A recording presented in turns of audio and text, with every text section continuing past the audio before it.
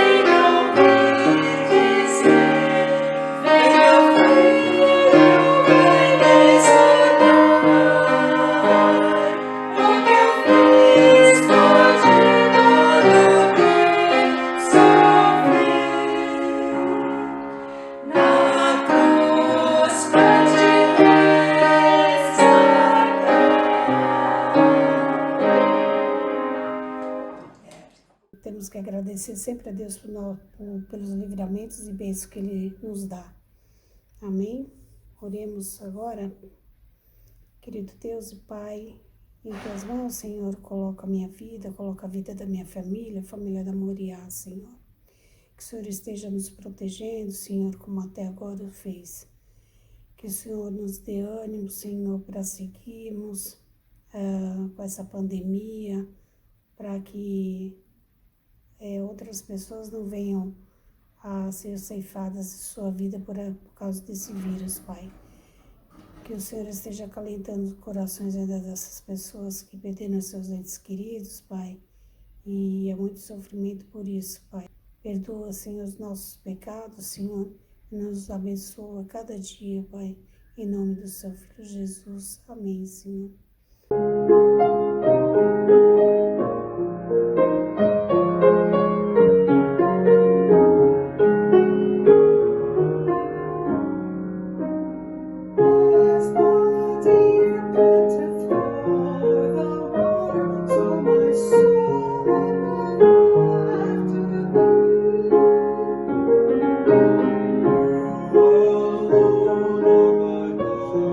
Desire in the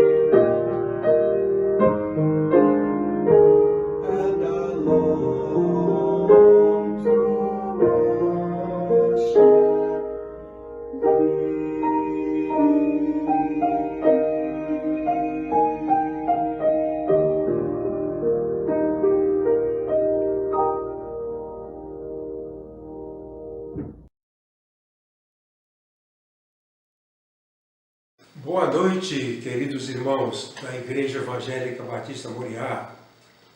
Boa noite também aos amigos, irmãos de outras igrejas que participam conosco dos nossos cultos online.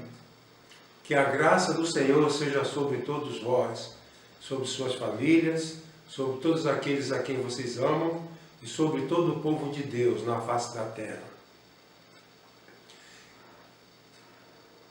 Em virtude de estarmos no mês de maio, mês da família, quero voltar a falar sobre família. O meu tema de hoje é a família humana de Jesus. A família espiritual de Jesus é a sua igreja, mas Jesus aqui na terra teve uma família humana. E o tema é esse, a família humana de Jesus. Qual é a verdade central que nós devemos reter? A verdade central diz: a família humana de Jesus é modelo para todas as famílias em todos os tempos. Modelo é alguma coisa que pode ser colocada como objeto de imitação. Quando eu digo que a família humana de Jesus é modelo, eu quero dizer que aquela família pode ser imitada e deve ser imitada.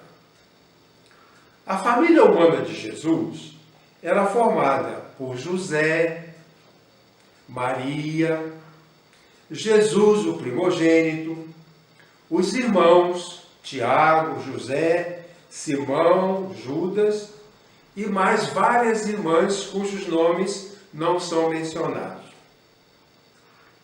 Nós vamos considerar 4 elementos da família humana de Jesus, os quais devemos imitar em nossas próprias famílias. Primeiro, a família humana de Jesus tinha um pai plenamente envolvido com seus filhos. A família humana de Jesus tinha um pai plenamente envolvido com os seus filhos. José era o pai presente, responsável. Paternidade é a função do pai. E é uma condição relacional constituída entre aquele que é gerado e aquele que gerou ou adotou, com base na presença e na palavra. Quer dizer, a paternidade se constitui com base na presença e na palavra do pai. E a paternidade é indispensável para a formação de uma personalidade saudável nos filhos. Uma boa paternidade, uma paternidade responsável, vai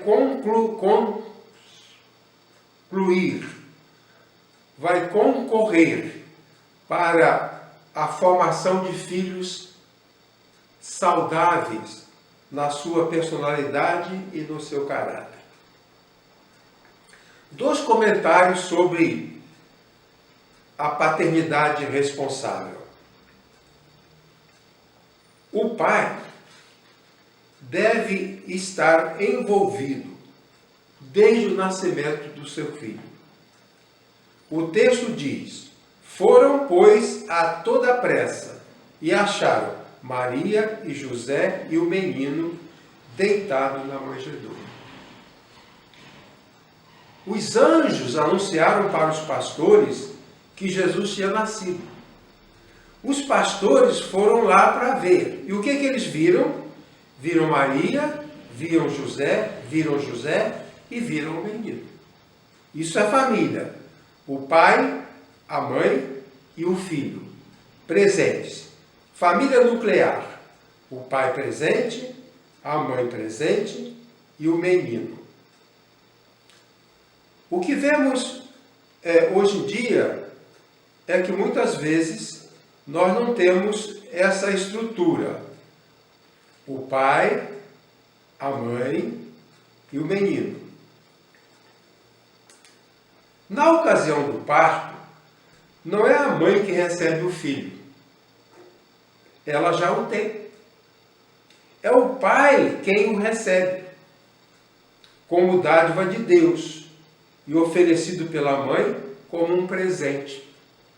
O filho, ao nascer, deve ser visto como uma dádiva de Deus, um presente dado ao pai pela mãe. Deus é o Deus bondoso que permitiu o filho e a mãe é um instrumento de Deus para presentear o pai. O pai deve receber o filho que nasceu como um presente da esposa. Ela concedeu esse presente relacionado a uma dádiva de Deus. Deus dá o filho por intermédio da mãe como um presente.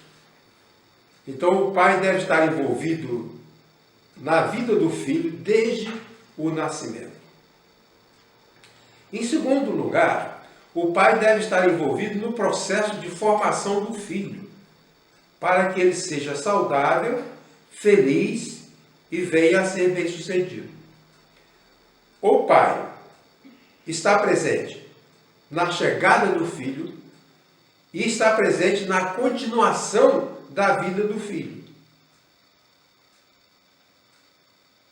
Quando Jesus foi ao templo pela primeira vez, aos 12 anos de idade, as pessoas, as famílias, depois da festa, voltaram para casa. José e Maria estavam voltando para casa.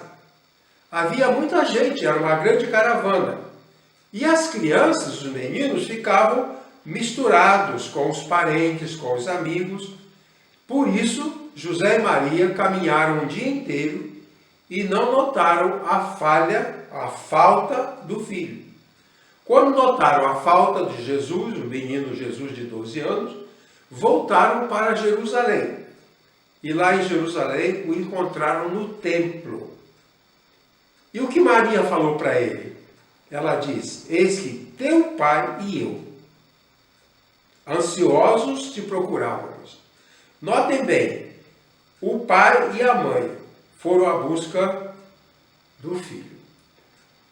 A presença do pai na proteção do filho, na orientação do filho, é fundamental. Teu pai e eu. Muitas vezes a própria mãe deixa o pai de escanteio, como se diz na gíria. Deixa o pai de lado. A mãe deve se esforçar para que o pai seja incluído em todas as ações da família e em todo o processo de crescimento do filho. Teu pai e eu. Se você for a um atendimento público, vamos imaginar que você vai a um posto de saúde com o seu filho. E lá vai ser feita uma ficha de atendimento para o seu filho. E você vai notar que naquela ficha tem o nome da pessoa, o endereço da pessoa, tem o documento da pessoa e tem um espaço para o nome da mãe. Mas não tem espaço para o nome do pai. Eu notava isso quando estava trabalhando no serviço público e um dia eu chamei um funcionário que preparava aquelas fichas. E eu falei para ele, aqui nessa ficha do paciente há um espaço para o nome da mãe, mas não há um espaço para o nome do pai. E eu falei, por que não há um espaço para o nome do pai? Por que só há um espaço para o nome da mãe? E ele falou, a gente não coloca o espaço para o nome do pai, porque o pai nunca comparece. O pai nunca participa. Quem participa é a mãe. Por isso não há um lugar para o nome do pai. O Josh, meu genro, uma vez foi à escola dos seus filhos. porque a Elisa foi convocada para uma reunião de mães na escola dos seus filhos. E como a Elisa não pôde ir, o George foi. E a professora falou, não, mas o senhor não é o senhor que foi convocado a mãe. Ele falou, mas eu sou o pai e o filho é meu, eu quero participar. E foi com muito sacrifício que ele participou, porque a professora responsável não queria que ele participasse da reunião que tinha a ver com seu filho. Então há essa tendência de deixar o pai de fora. Maria diz, teu pai e eu. Teu pai e eu. Todos os pais devem ser responsáveis. Eu noto que muitos pais se dedicam ao seu automóvel, cuidam bem do automóvel, se dedicam aos amigos, se dedicam a jogos, festas, bebidas e até mesmo se dedicam à igreja, sem se dedicarem aos seus filhos. Um dos grandes fracassos da família é a omissão do pai em relação aos filhos. Essa falta do pai é problemática. Há 2 livros que tratam deste assunto que podem ser consultados. Um livro chamado Pai Ausente, Filho Carente. Pai ausente, filho carente. E o autor insiste em que o pai tem que estar presente. Você se lembra que eu tenho falado várias vezes sobre a característica do pai? O pai deve ser presente,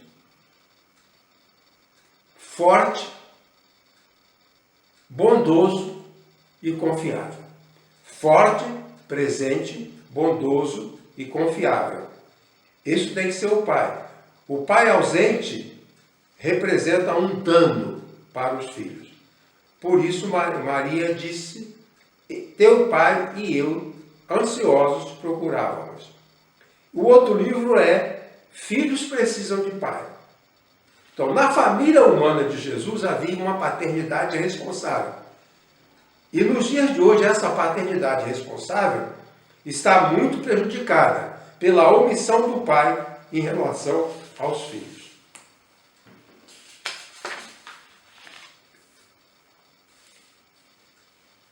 O segundo elemento da família humana de Jesus, que deve ser objeto de imitação, é expresso da seguinte maneira. Na família humana de Jesus havia submissão das crianças e adolescentes aos seus pais. As crianças e os adolescentes eram submissas, estavam sob controle dos pais. O texto diz, então, descendo com eles, foi para Nazaré, e era-lhe sujeito.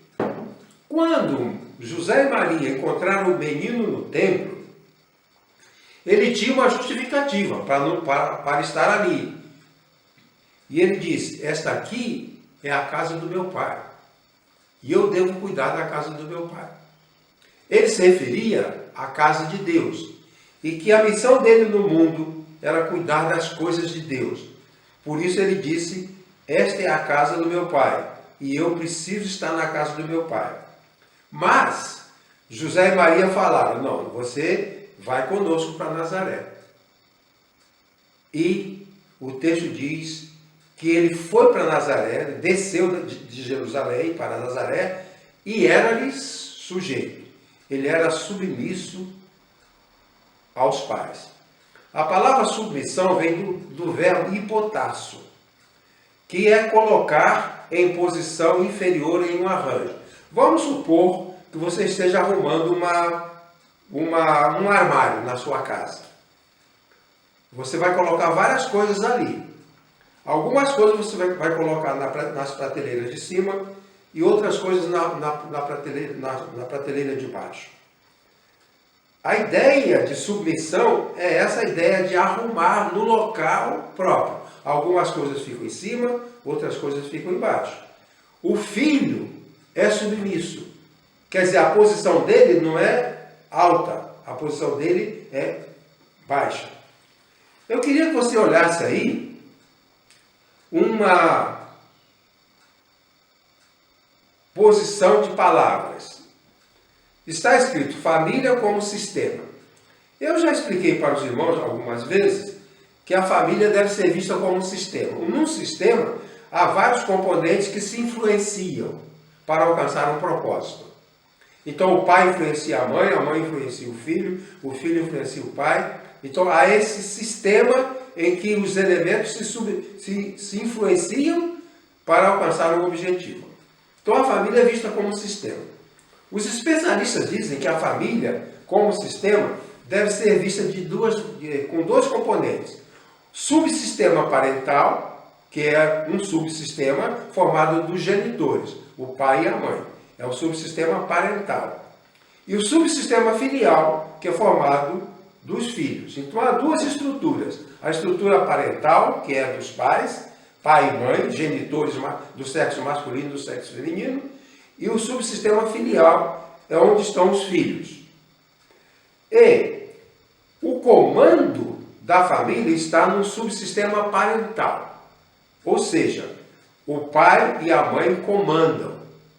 O pai e a mãe comandam. No subsistema filial está a submissão. Os filhos obedecem. O ministro da Saúde falou em relação ao presidente que um manda e o outro obedece. Então, o presidente está numa posição parental. Ele manda. E o ministro da Saúde está numa posição filial. Ele obedece. Então, no subsistema parental está o comando. No subsistema filial está a submissão. Por isso que o texto diz que Jesus era sujeito. Como filho adolescente, era sujeito ao pai e à mãe. Então, o pai e a mãe formam o sistema parental onde está o comando. Os filhos formam o sistema filial onde há submissão.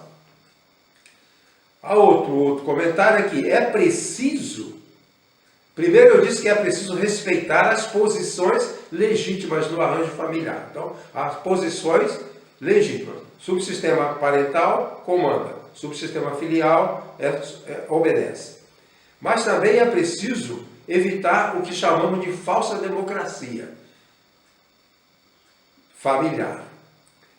A falsa democracia consiste em uma situação onde os filhos acham que têm direitos iguais aos direitos dos pais nas tomadas de decisão.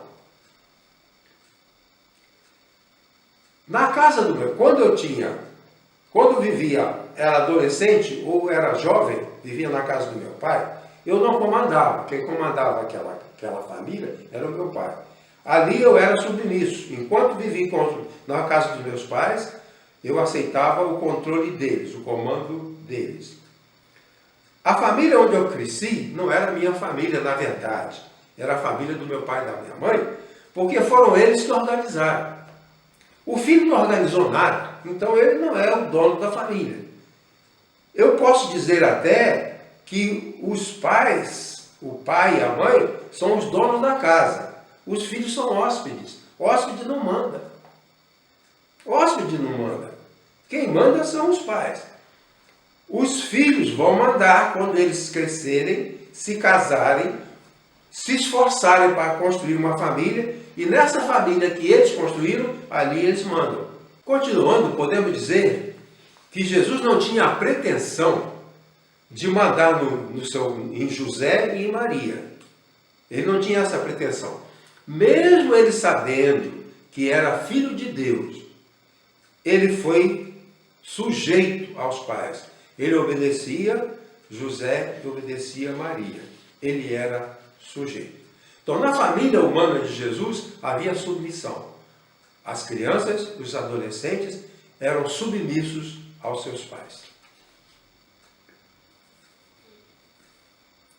A terceira característica da família humana de Jesus, que deve ser imitada, é expressa da seguinte maneira. Na família humana de Jesus, era praticada a autonomia com respeito e bondade. O texto diz, E tendo acabado o vinho, a mãe de Jesus lhe disse: eles não têm vinho. Respondeu-lhe Jesus: mulher, que tenho eu contigo? Ainda não é chegada a minha hora. Essa passagem se refere a um casamento ao qual Jesus, Maria e os irmãos compareceram. Maria, envolvida lá na cozinha, lá na distribuição de alimento, tomou conhecimento de que não havia mais o vinho. Vinho era fundamental. Não havia refrigerante, não havia bebidas, sucos congelados, era o vinho, era a bebida. E a água era contaminada também. Então o vinho era fundamental. E o vinho era o símbolo da alegria. E aquele casamento era festivo. Acabou o vinho e era um problema. Maria trouxe o problema para Jesus. Jesus entendeu que aquela conduta dela era inadequada. Que ela não deveria estar querendo trazer para Jesus a preocupação dela, a ansiedade dela. Então Jesus disse: o que tenho eu contigo? Quer dizer, eu não devo ser envolvido na sua ansiedade pela falta de vinho. A impressão que a gente tem é que Jesus foi severo. Que tenho eu contigo? Ainda não é chegada a minha hora. Então havia uma situação seguinte: Jesus estava se preparando para se apresentar como Messias. Não tinha se apresentado ainda. E agora há uma pressão, uma certa pressão de Maria sobre Jesus agir. E Jesus respondeu: mulher, que tenho eu contigo? Ainda não é chegada a minha hora. Então, Jesus não foi rígido, não foi ríspido com Maria, porque Jesus já era adulto, era autônomo, era emancipado. Apesar disso, tratou sua mãe de forma honrosa e com bondade, chamando-a Giné. Giné é mulher, mas era um termo era um termo de tratamento honroso. Chamar uma pessoa de Giné era homenageá-la com um título honroso. Então, o que eu estou dizendo é que Jesus já era autônomo, mas ele não se achava no direito de humilhar, mas ele tinha o dever de honrar, respeitar sua mãe. Para compreender melhor este assunto, vou lançar a mão de uma passagem de Paulo, 1 Timóteo 5, 1a.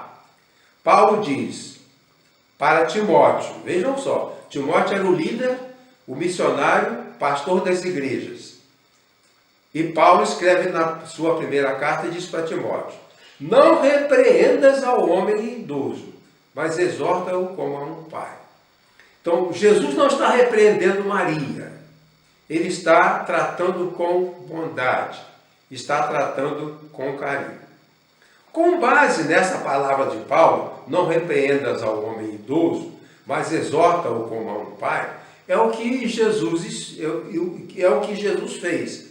Apesar dele não ser mais criança, já ser um homem feito e ser autônomo, ele não achava que tinha o direito de tratar Maria com dureza. Então, o reforço que Paulo nos dá nos permite duas discussões.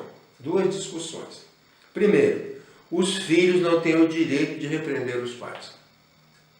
Repreender vem do verbo pleiso, que significa bater, golpear, praguejar, xingar, maltratar. Repreender é isso. Filho não tem direito de repreender os pais. Esse direito não é dado a eles.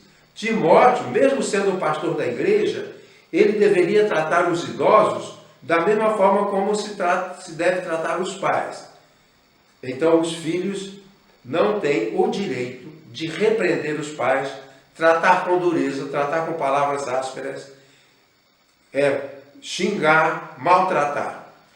Mesmo o filho adulto. A autonomia dos filhos adultos não lhes dá o direito de serem maldosos com seus pais. É isso que está acontecendo aqui. Na família de Jesus, adultos não maltratavam os pais. Jesus é adulto e eu suponho, eu estou falando do comportamento de Jesus, mas eu suponho que os outros irmãos, sendo Jesus o primogênito, ele era um modelo. E entendo que os outros irmãos e irmãs seguiam esse modelo. Eu estou falando da maneira como Jesus lida com a sua mãe, mas ele era um modelo para os seus irmãos. Ele era adulto, os irmãos de Jesus já eram adultos, todos eram adultos, mas ali o filho não repreende o pai, o filho não maltrata a mãe, o filho não é rígido, não é duro com os seus pais. Por outro lado, os filhos têm o dever de consolar os pais. Paulo diz que os filhos não devem repreender, mas devem exortar. Exortar vem do verbo paracaléu, que quer dizer encorajar, defender, colocar-se ao lado, consolar, confortar. Disso daí vem a palavra paráclito, que é o título do Espírito Santo. O Espírito Santo é consolador, o Espírito Santo é animador, o Espírito Santo é defensor, ele é paráclito. Nós podemos dizer que o filho deve ser paráclito em relação ao seu pai, em relação aos idosos. Ele deve exortar, ou seja, encorajar, defender, colocar-se ao lado, consolar, confortar. De onde vem a palavra paráclito. É interessante que a Bíblia manda repreender os filhos. Os pais repreenderem os filhos. Principalmente os filhos que são crianças ou jovens. Mas a Bíblia não manda repreender os pais. Por quê? Quando o pai repreende o filho, ele está beneficiando o filho. Olha, filho, você está chegando em casa muito tarde. Você não deve fazer isso. Você está chegando em casa às 5 horas da manhã e durante o dia você fica na cama. O pai está repreendendo o filho, mas isso é bom para o filho. Agora, os filhos não têm que repreender os pais. Eles têm que encorajar os pais. Por quê? Porque quando o pai repreende o filho, ele está beneficiando o filho. Mas quando o filho repreende o pai, quando o filho é duro com o pai, agride o pai, xinga, ele está danificando o seu pai. A repreensão do pai não mata o filho. O provérbio diz, se você repreender seu filho e até der umas varadas, isso não vai matá-lo. Agora, a ingratidão do filho, a dureza do filho, pode prejudicar o pai ou a mãe, que já sofreram muito na vida, já padeceram muito. Há uma condição psiquiátrica que nós chamamos a melancolia do idoso. O idoso é tendente a ter depressão, pela idade, pelo que passou, pelo sofrimento, pelas lutas e pelo desgaste físico. Muitas vezes uma pessoa diz, meu pai não quer sair do quarto, meu pai não quer sair na rua, meu pai ele fica fechado, ele está com a melancolia do idoso. Já pensou? A pessoa já está sofrendo de depressão e o filho repreende. Ele piora, ele fica pior. Então, o filho não deve repreender o pai. Os pais devem repreender os filhos jovens e adolescentes. Os pais devem se entender com os filhos já adultos. Ele dá autonomia, ele emancipa o filho, para que o filho viva a sua vida. Podem trocar ideias, podem um aconselhar o outro, mas a palavra dura não deve ser dita aos pais. A repreensão não deve ser feita aos pais, mas ela é feita aos filhos, e os filhos não devem repreender os pais, devem consolar os pais. Às vezes o idoso errou, mas ele não precisa de repreensão, ele precisa de orientação e consolação. A quarta característica que deve ser limitada se expressa da seguinte maneira. A família humana de Jesus protegia o seu membro em estado de desamparo.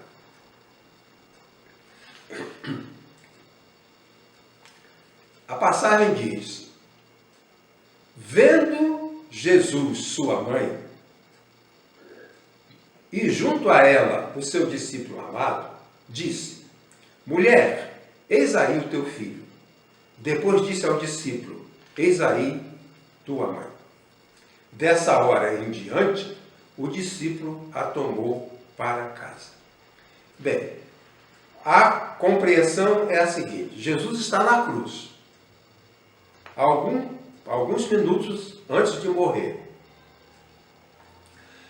Ele olha lá para baixo e vê a sua mãe, Maria, ao lado do discípulo amado. A mãe querida e o discípulo amado. Os dois estão juntos lá. Nesse momento, Jesus procura agir no sentido de proteger Maria.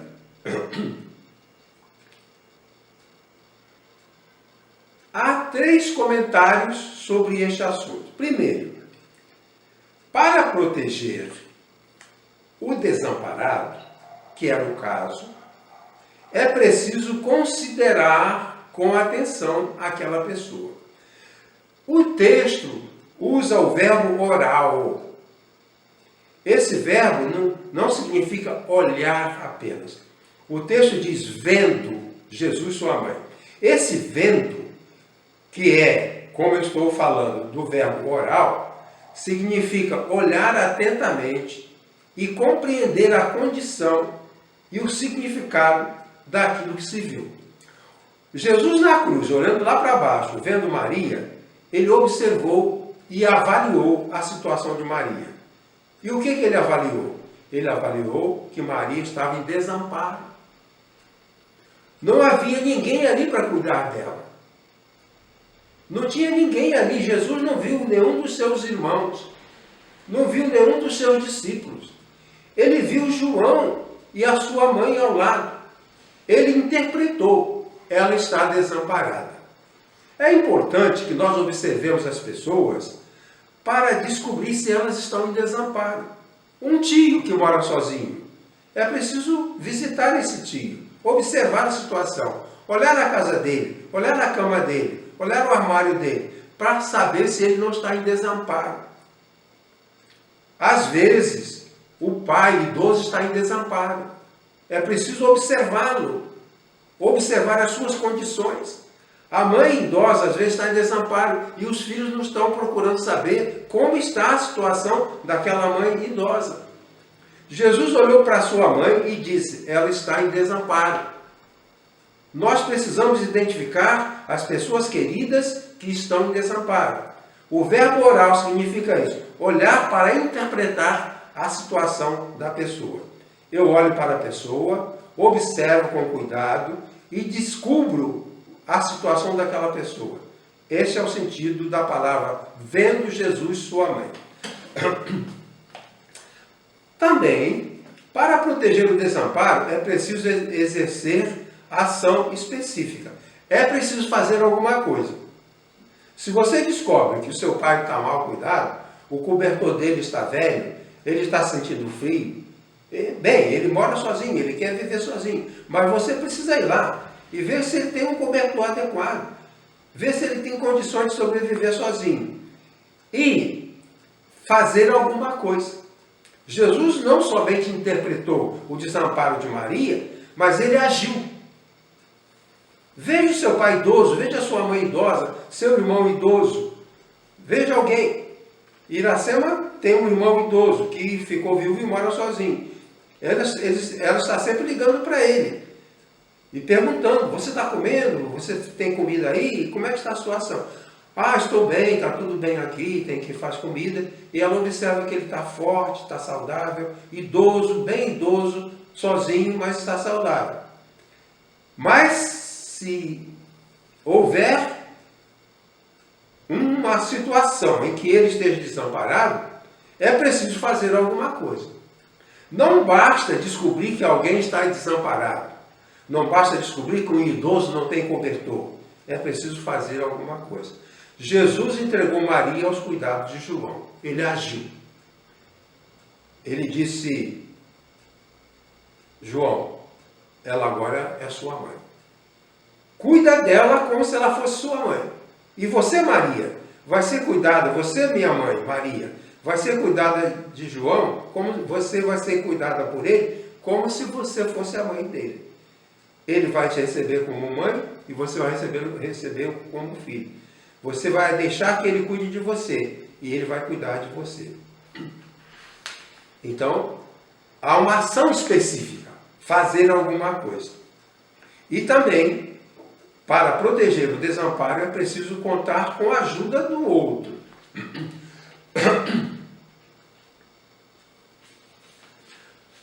Uma senhora estava passando uma dificuldade muito grande para cuidar do pai idoso. E ela estava com muito problema porque ela precisava também cuidar dos seus filhos. E eu falei para ela: mas é só você? Ela disse: não, eu tenho irmãos, mas eles não querem contribuir, eles não querem ajudar. Eu falei: não, você tem que acionar seus irmãos para ajudar você. Se o seu pai tem 4 filhos, por que só você cuida do seu pai idoso? Eu agora estou falando aqui, suponho que até existe lei sobre isso, sobre que os filhos são responsáveis por cuidar dos seus pais. E não, se são 4 filhos, por que só um cuida? Jesus acionou, ele contou com a ajuda. Agora ele não pode fazer nada por Maria, mas ele tem que acionar alguém que possa fazer. E é isso que ele fez. Eu falei para aquela mulher, eu falei: você deve acionar seus irmãos, dizer que o cuidado dos seus pais deve ser dividido. Você agora já nem tem condição. Jesus não podia fazer nada, mas ele aciona uma pessoa para cuidar. João era o discípulo amado que podia ajudar no desamparo de Maria. Pois bem, a família humana de Jesus é um modelo porque ela protegia, ela era o estado da família. Depois disso aí, suponho eu que os irmãos se envolveram, os outros irmãos de Jesus se envolveram, mas aquele era um momento que só havia João ali. E João foi cuidador de Maria, ela na condição de desamparada. Agora, eu quero terminar minha palavra. A família humana de Jesus foi uma família bem-sucedida. Possuía características que devem ser adotadas por todas as famílias. Um pai plenamente envolvido com os filhos. Filhos obedientes a seu pai e a sua mãe. A autonomia dos filhos adultos não os impedia de serem gentis e educados. Havia ajuda aos familiares em estado de desamparo. A família humana de Jesus nos serve como bom modelo. Devemos imitar essa família. Que Deus nos ajude. Amém.